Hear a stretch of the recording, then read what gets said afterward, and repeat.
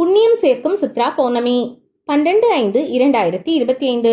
சித்திரை மாதத்தில் சித்திரை நட்சத்திரம் இணைந்த நாளில் வரும் பௌர்ணமி தினம் புராண நிகழ்வுகளின் நினைவாக சிறப்பை பெறுகிறது. மற்ற பௌர்ணமிகளில் சிறு களங்கத்துடன் தோன்றும் சந்திரன் சித்ரா பௌர்ணமி என்று பூரண கலைகளுடன் பூமிக்கு மிக அருகில் தோன்றும். சந்திரனும் சூரியனும் முழுநீசம் பெறும் இந்நாளில் நாம் தெய்வங்களிடம் சரணடைந்து வழிபடுவது நன்மைகளை தரும் என்பது ஐதீகம். மனிதர்களின் பாவ புண்ணியங்களை எழுதி வைத்து அதற்கேற்றாற்போல் அவர்களின் இறப்பையும் அதன்பின் அவர்கள் வசிக்கப் போகும் சொர்க்கம் நரகம் ஆகியவற்றை நிர்ணயிக்கும் பெரிய பொறுப்பில் உள்ள யமதர்மனின் உதவியாளரான சித்திரகுப்தனை வழிபடும் நாள்தான் இந்நாள். சித்திரகுப்தனின் பிறப்பு குறித்து பல்வேறு புராண சம்பவங்கள் விவரிக்கப்பட்டாலும் அனைவரும் ஏற்றுக்கொள்ளக்கூடிய நிகழ்வாக இக்கதையே பெரும்பாலும் உள்ளது. கைலாயத்தில் ஒரு நாள் அன்னை பார்வதி தேவி பொழுதுபோக்காக ஒரு அழகிய ஆண் குழந்தையின் வடிவத்தை சித்திரமாக வரைந்து மகிழ்ந்தாள்.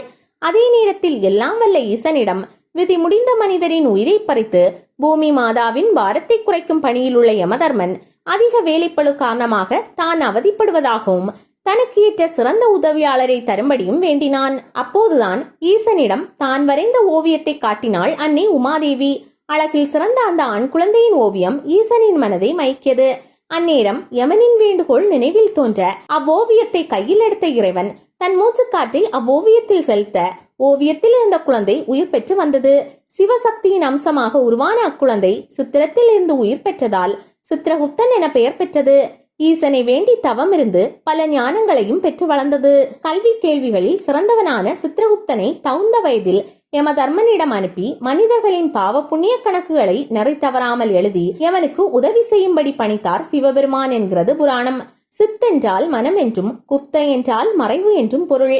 மனிதர்களின் மனதில் மறைந்திருக்கும் பாவ எண்ணங்களையும் மனதார செய்யும் நல்ல செயல்களின் புண்ணியத்தையும் கவனித்து எழுதி வைக்கிறார் சித்திரகுப்தர் என்பது நம்பிக்கை.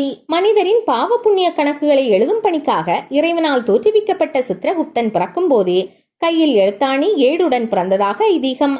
நாம் செய்யும் புண்ணிய செயல்களையும் பாவ செயல்களையும் தவறாமல் நடுநிலையாக அவரவரின் பூர்வ புண்ணியங்களின்படி ஆராய்ந்து மறையாத எழுத்துக்களால் கணக்கு புத்தகத்தில் எழுதுவதாக நம்பிக்கை.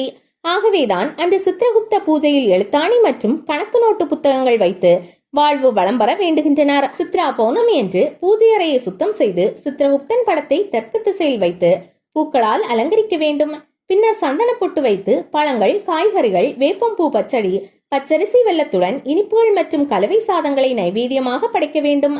5 முகம் கொண்ட குத்து விளக்கு ஏற்றி மனதில் உள்ள தீய எண்ணங்களை விலக்கி நல்ல எண்ணங்களை பூத்தி தீபதூபம் காட்டி சித்திரகுப்தனை மனதார வழிபட வேண்டும்.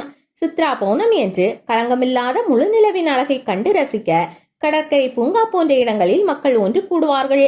அவரவர் வீடுகளில் செய்த சித்ரா அன்னம் எனப்படும் கலவை சாதங்களை எடுத்து வந்து நிலாச்சோறு உண்ணும் வழக்கம் குடும்ப உறுப்பினர்களிடையே ஒற்றுமையையும் அன்பையும் பெருக வைக்கும் என்பதால் நம் பெரியவர்கள் கடைபிடித்த நல்வழி இது.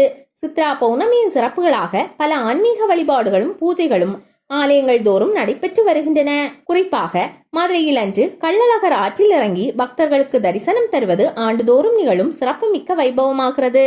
கன்னியாகுமரியில் அன்று மட்டும் ஒரே நேரத்தில் சூரியன் மறைவதையும் சந்திரன் தோன்றுவதையும் கண்டு மகிழலாம். திருவண்ணாமலையில் கிரிவலம் வரும் நிகழ்வு பிரசித்தி பெற்றதாக இருக்கிறது.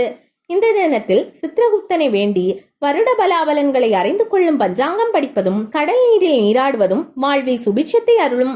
அன்றைய தினம் சித்ராதேவிக்கு தேங்காய் சாதம், புளியோதரை, எலுமிச்சை சாதம், தயிர் சாதம், பருப்பு பொடி சாதம், கறிவேப்பிலை பொடி சாதம், மாங்காய் சாதம், வெண்பொங்கல், சர்க்கரை பொங்கல், அரிசி உப்புமா, அவல் உப்புமா, கோதுமை உப்புமா ஆகியவைகளை படைத்து அவற்றை பசித்தோருக்கு தானமாக தந்து புண்ணியம் பெறலாம். சிதம்பரம் சித்திரகுப்தர் கோவில் என்றாலே அது சிதம்பரம் நடராஜர் கோவிலை தான் குறிக்கும். அந்த அளவிற்கு மிகவும் பிரசித்தி பெற்ற ஆலயமாக இந்த ஆலயம் திகழ்கிறது.